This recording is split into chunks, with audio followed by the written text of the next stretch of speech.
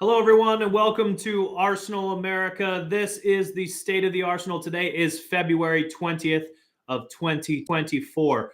First off, want to say thank you for joining us. Today, guys, is our first ever live stream for Arsenal America.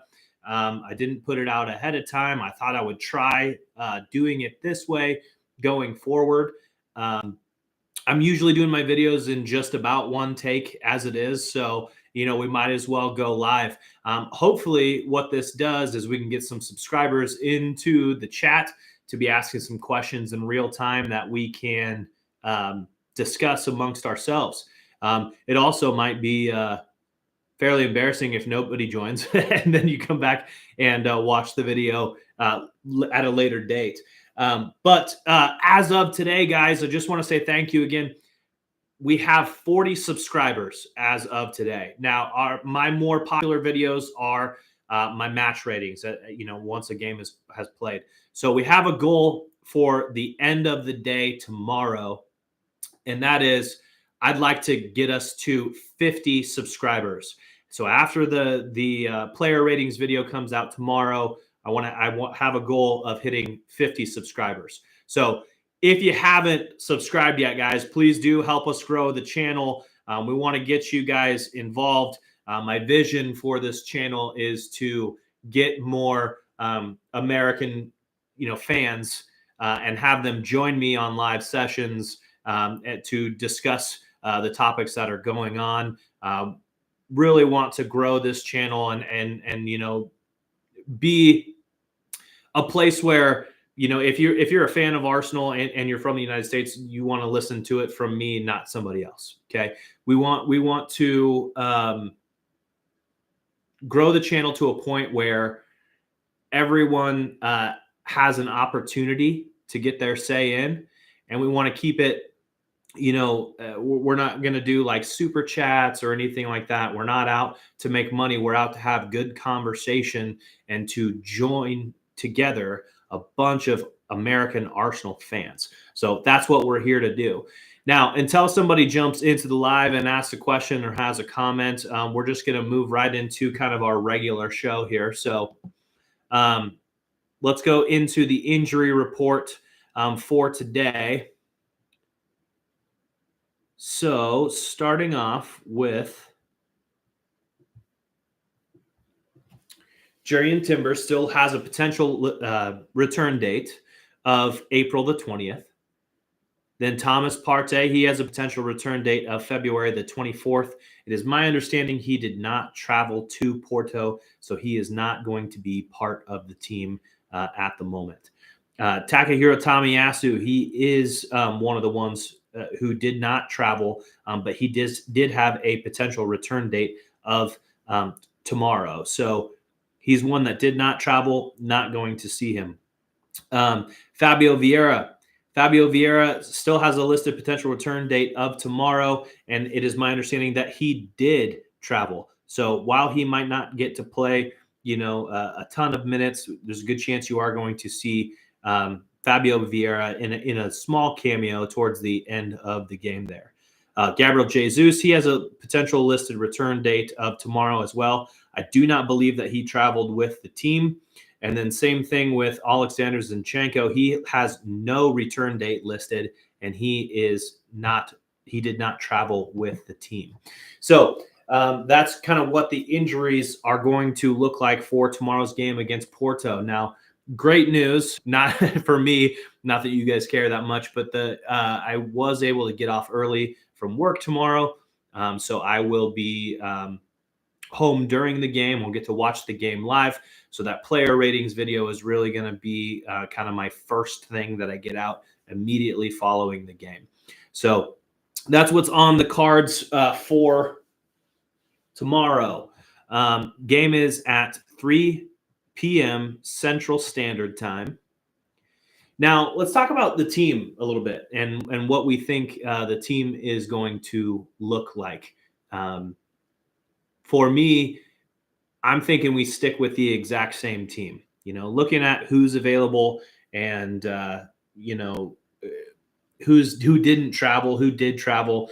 The ones that did travel, we haven't seen them for some time, so how's it going to go for them? Are they fully fit? Are they ready to play a 90-minute game?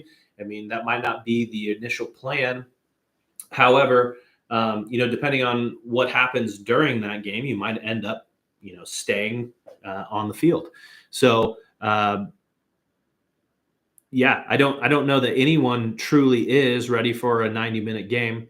I think maybe the closest player to doing that is Emil Smith Rowe, and he's appeared as a sub, and he's gotten a start. He's done well. I'd like to get him more game time.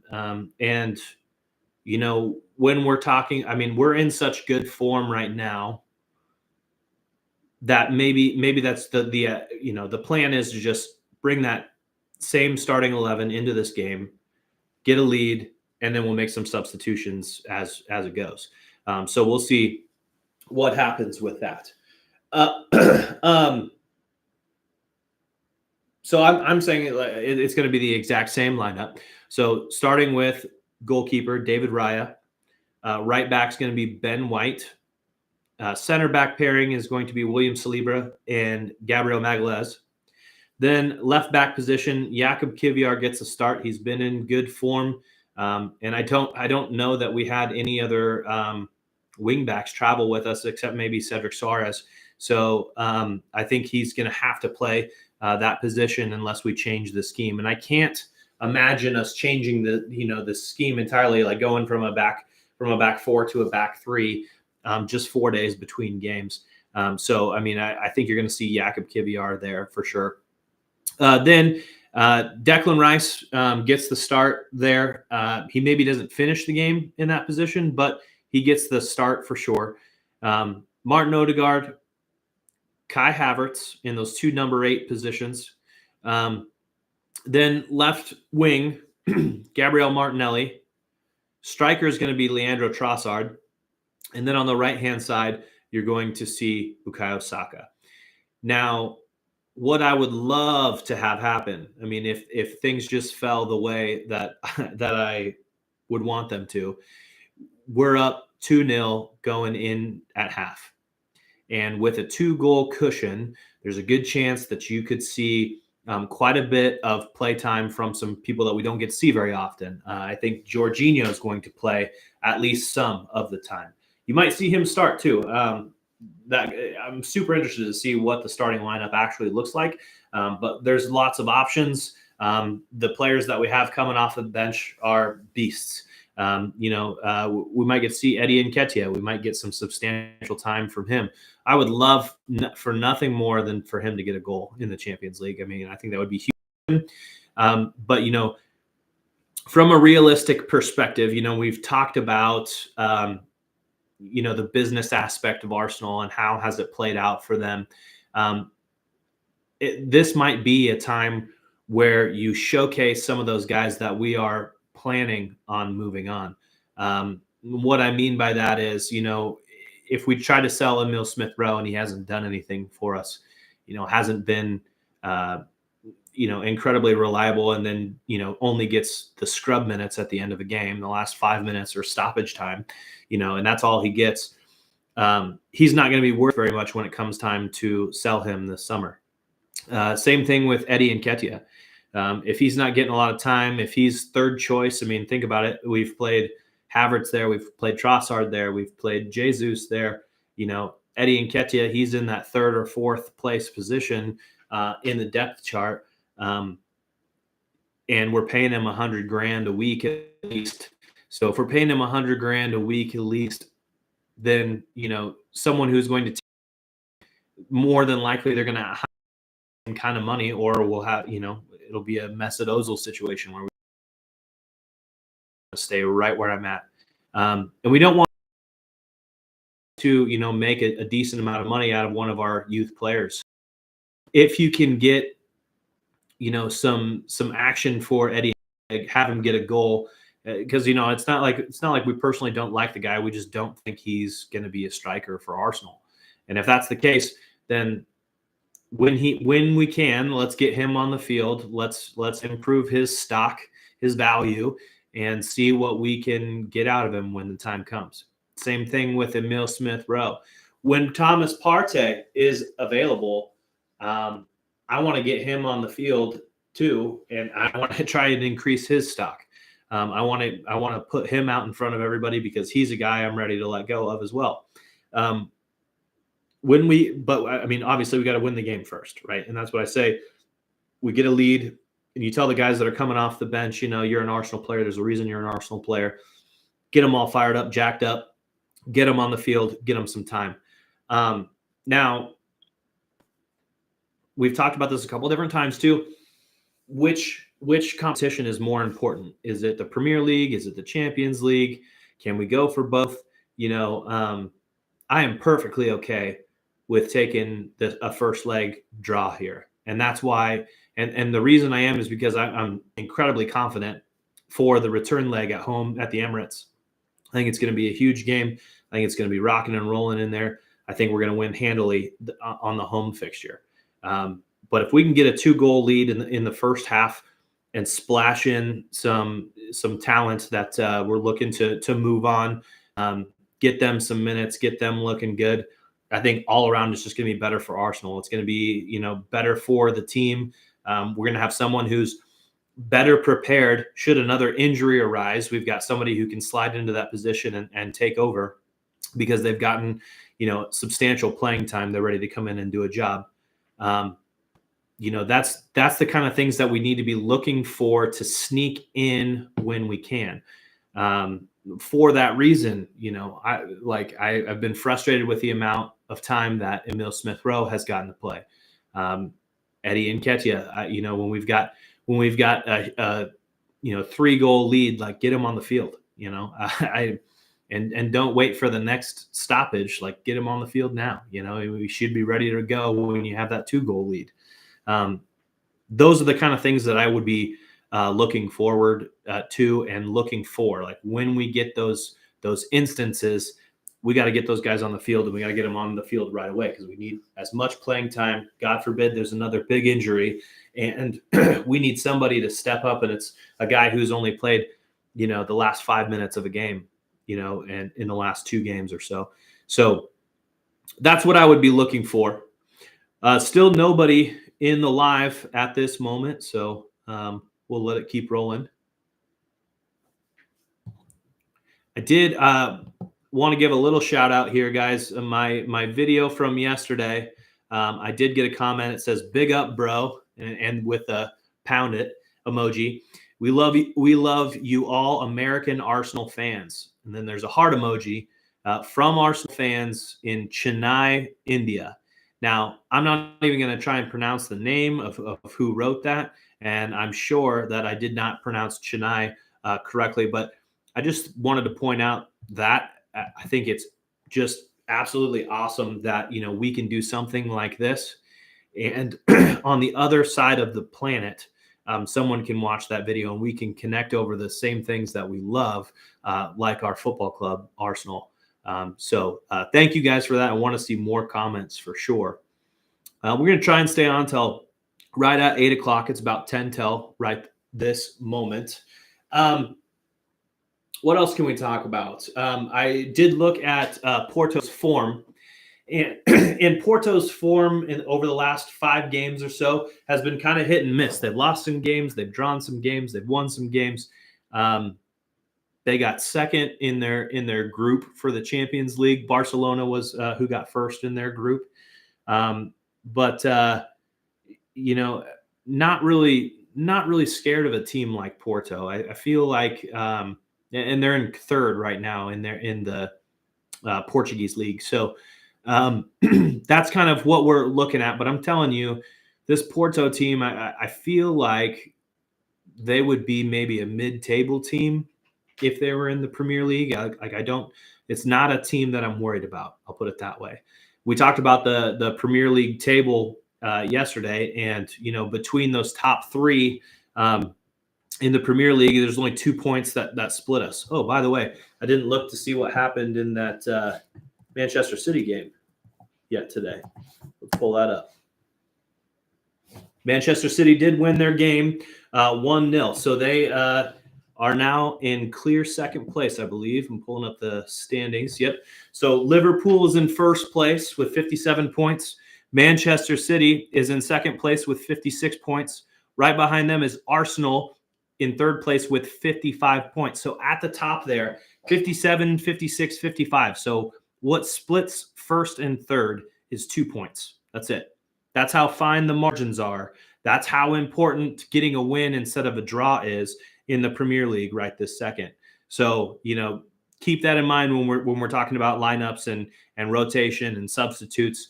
I mean, that's one of the things that we're looking at. So behind Arsenal is Aston Villa in fourth place with 49 points. So there's 6 points between third and fourth place right now. That's a comfortable lead, as far as assuring that Arsenal get through to the Champions League again this next year. But we're not done. We're 2 points off the leader. There's lots of games to play yet. Moving down the line there, Tottenham's in fifth place with 47 points.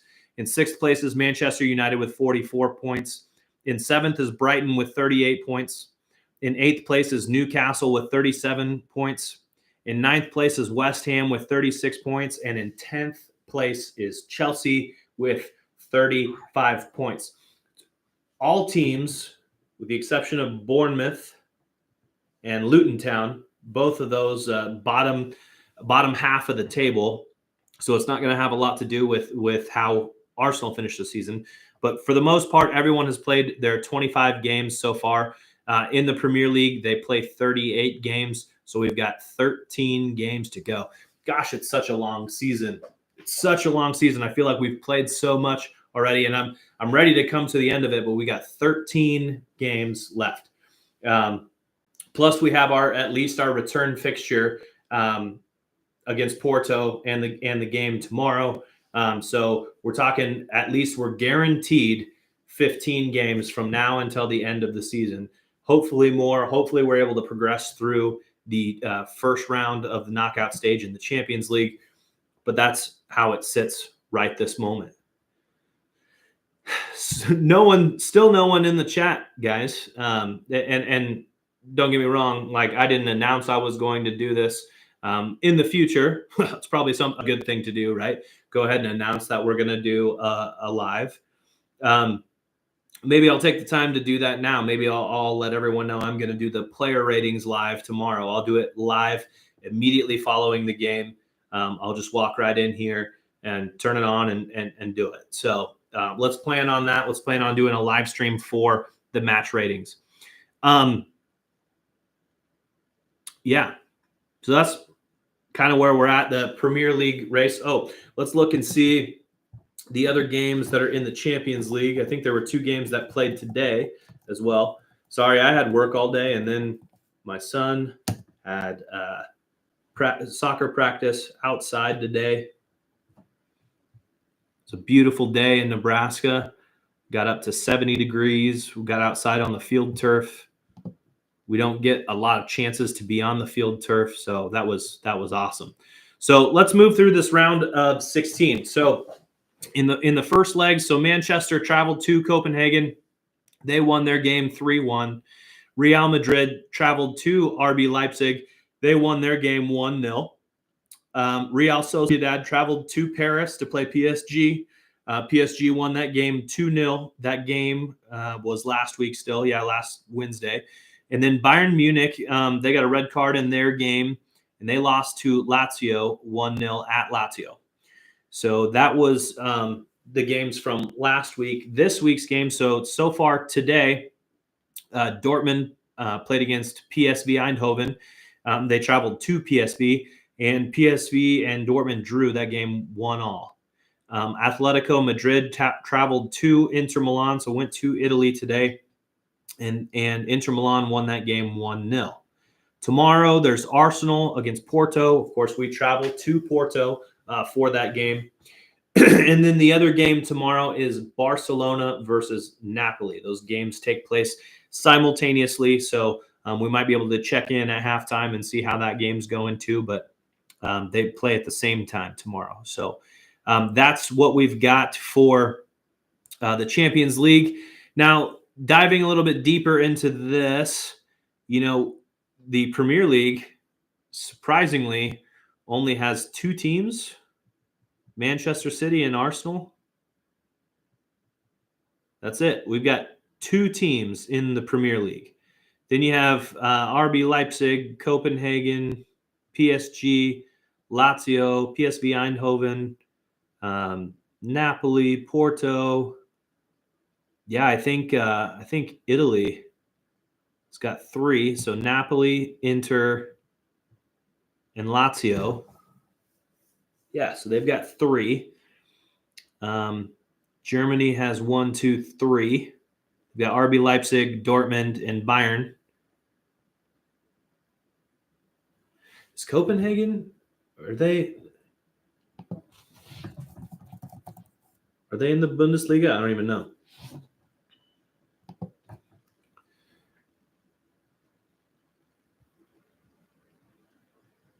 Nah, they are in the Superliga in Denmark. So yeah, okay. So Denmark has 1. Spain has 1, 2, 3, 4.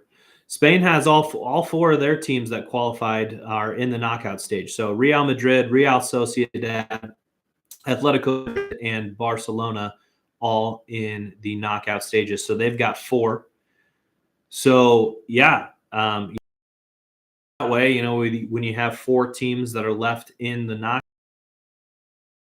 for La Liga, there, I criticize La Liga, and when we talk about a different and a Messi, I mean that's one of my major things that I say. I think that Ronaldo has a higher level of performance as he did it in the league. And he did well in the Premier League. He came back and did well. I think there were some disagreements with the coach. I think he's still a good player and could have continued to play. I think he chose to go a separate direction. And let's be honest for a second. I mean, when you look at the Premier League table, and Manchester City are where they are. I mean, Manchester United, not Manchester City. But if you're a Manchester United fan, can you say that you're completely pleased with how Manchester United has performed? Probably not, right? You're probably not satisfied. You're probably, want some heads to roll, and I get that. And that's what I'm saying. I think, Alexis Sanchez, when he left Arsenal and went to Manchester United, from what I understand, he asked his agent if he could come back. I think Alexis Sanchez ran into Mikel Arteta and asked him if he could come play for Arsenal, and Mikel Arteta quickly said no. But the point I'm trying to make is that I think Arsenal is a great place to be. In London, one of the biggest clubs in the world. Not the biggest, and probably not by a long shot, but one of the biggest clubs in the world. And, I would think that someone who leaves our club goes to a team like Manchester United, a club like Manchester United, and immediately wants to come back, I think that says something. So what I'm trying to say is Ronaldo did it in the Premier League. I think he got kind of a bad rap leaving Manchester United, and I think he had more to offer. And I think there was some disagreements with the coach. And I also think, it's probably not as good as it was at Juventus or Real Madrid for that matter. But when you compare Ronaldo and Messi, that's one of the things I've always said is that, well, Ronaldo did it in the Premier League and Messi has not played in the Premier League. But that being said, look at the Champions League today. They've got 4 in the knockout stages. We only have 2. So a testament to how well they are doing, at least at the top of the table there. Okay, so guys, it is now 8 o'clock. We didn't have anybody join. That's okay. We'll get you on next time. If you are watching this not live, please make sure you leave lots and lots of comments. Let us know where you're from, where you're going to be watching the game from tomorrow. Are you guys doing anything special for the game tomorrow? Do you have anything lined up? Are you going to a bar? Are you staying home? Are you grilling out? Are you drinking beer? Are you drinking whiskey? What are you drinking? Leave it all in the comments, guys. We want to help grow this channel so that we can get in touch with you and help you become a part of our channel as well. So thank you for watching. Thank you for your likes and subscribes. Leave us lots of comments, and we'll see you tomorrow for our match ratings. See you then.